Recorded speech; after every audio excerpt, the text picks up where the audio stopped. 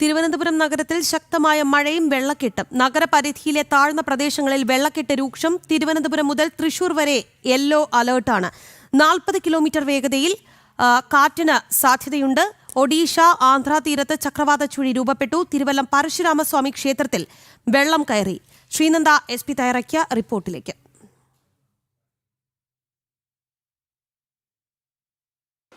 തലസ്ഥാനത്തുടനീളം അതിശക്തമായ മഴയാണ് തുടർന്നുകൊണ്ടിരിക്കുന്നത്. വരും മണിക്കൂറിലും മഴ ശക്തിപ്പെടുമെന്നാണ് നമുക്ക് കാലാവസ്ഥാ നിരീക്ഷണ കേന്ദ്രത്തിൽ നിന്നും അറിയാൻ സാധിക്കുന്നത്. ഇപ്പോൾ ഞാൻ നിൽക്കുന്നത് തമ്പാനൂർ ഈ സ്പോട്ടിലാണ്. ഈ സ്പോട്ടിൻ്റെ അവസ്ഥയും വളരെ ദയനീയമാണ്. ഇവിടെ മുഴുവൻ വെള്ളപ്പൊക്കത്തിലായിരുന്നു.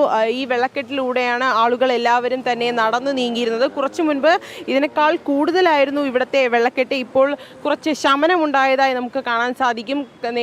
ഇപ്പോൾ അതിൻ്റെ സൈഡിലായുള്ള ആ ഒരു തോട് നിറഞ്ഞ് കവിഞ്ഞ് ഒഴുകുന്ന ഒരു സ്ഥിതിയും നമുക്ക് കാണാൻ സാധിക്കുന്നുണ്ട്. അതിനോട് ചേർന്നുള്ള റോഡാണ്. അപ്പോൾ തോടിലെ മാലിന്യങ്ങളെല്ലാം റോഡിലേക്ക് ഇറങ്ങുന്ന ഒരു സാഹചര്യം കൂടി ഇവിടെ നിലവിലുണ്ട്. കടകളിലെല്ലാത്തും തന്നെ വെള്ളം കയറുന്ന ഒരു സ്ഥിതിയാണ് ഇപ്പോൾ ഉള്ളത്. യാത്രക്കാരൊക്കെ തന്നെ വളരെയധികം ദുരിതത്തിലാണ് നടന്നു നീങ്ങിക്കൊണ്ടിരിക്കുന്നത്. രാവിലെ ജോലിക്കായി മറ്റ് സ്ഥലങ്ങളിലും പോകേണ്ട ആളുകളാണ്. ഇവിടെ കടകളിലൊക്കെ വളരെയധികം വെള്ളം കയറുന്ന ഒരു സ്ഥിതിയാണ്. ചേട്ടാ, ഇവിടെ എങ്ങനെയാണ് വെള്ളക്കെട്ടൊക്കെ? വെള്ളത്തിരി കൂടുതലാണ്.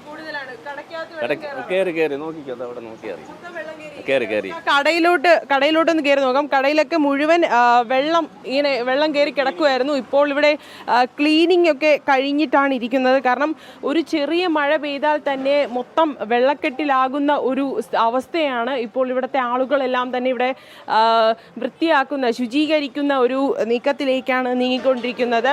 എല്ലാ കടകളിലും ഈ സ്പോട്ടിലൊന്ന് മാത്രമല്ല, കിഴക്കേക്കോട്ട മാത്രമല്ല, തമ്പാനൂർ ഉൾപ്പെടെയുള്ള എല്ലാ സ്ഥലങ്ങളിലും താഴ്ന്ന പ്രദേശങ്ങളെല്ലാം തന്നെ വെള്ളത്തിനടിയിലാകുന്ന ഒരു സ്ഥിതിയാണ് ഇവിടെ ഉള്ളത്.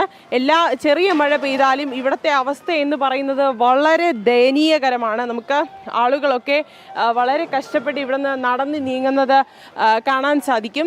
എന്തായാലും ഈ ഒരു അവസ്ഥ ഇനി എത്ര നാൾ തുടർന്നുകൊണ്ട് പോകുമെന്നുള്ള കാര്യത്തിൽ ചേട്ടാ, ഇവിടുത്തെ ആളാണോ? തിരുവനന്തപുരത്തെ ആളാണ്. വെള്ളക്കെട്ട് വളരെ ബുദ്ധിമുട്ടാണ്. എല്ലാ വർഷവും ഇങ്ങനെയാണ്.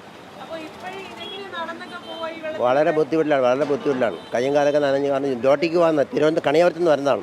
ചെറിയൊരു മഴ പെയ്താലും ഇത് തന്നെയാണ് ഇതേ അവസ്ഥയാണ് ഇവിടെ. തിരുവനന്തപുരം ജില്ല കംപ്ലീറ്റ് ഇതാണ് ഇപ്പോഴത്തെ അവസ്ഥ. അങ്ങോട്ടുള്ള 2 ദിവസങ്ങളിലും മഴ ശക്തി പ്രാപിക്കുമെന്നാണ് അറിയുന്നത്. അപ്പോൾ എങ്ങനെയായിരിക്കും? വളരെ ബുദ്ധിമുട്ടാണ്. ജനങ്ങൾക്ക് വളരെ ബുദ്ധിമുട്ടുള്ള ഒരു കാര്യമാണ്. ഇങ്ങനെയാണെങ്കിൽ യാത്രയ്ക്ക് വളരെ ബുദ്ധിമുട്ടാണ്.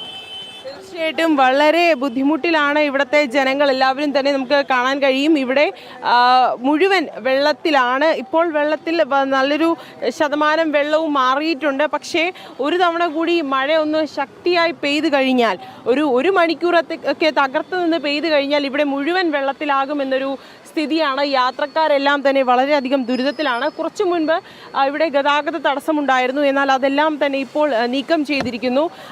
നമുക്ക് കാണാൻ സാധിക്കുന്ന നിരവധി ഇടങ്ങളിൽ എല്ലായിടത്തും വെള്ളം കയറിയിരിക്കുന്ന ഒരു സ്ഥിതിയാണ്. എന്തായാലും വരും മണിക്കൂറിൽ മറ്റ് കാര്യങ്ങളൊക്കെ തന്നെ നമുക്ക് മഴക്കെടുതികൾ എന്തെങ്കിലും ഉണ്ടായിട്ടുണ്ടോ എന്നുള്ള കാര്യത്തിലൊക്കെ ഒരു വിശദാംശങ്ങൾ കിട്ടുന്നതായിരിക്കും.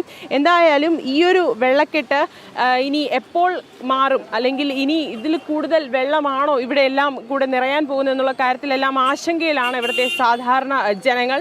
ക്യാമറാമാൻ രഞ്ജിത്ത് മോഹനൊപ്പം ശ്രീനന്ദ, ജനം, തിരുവനന്തപുരം.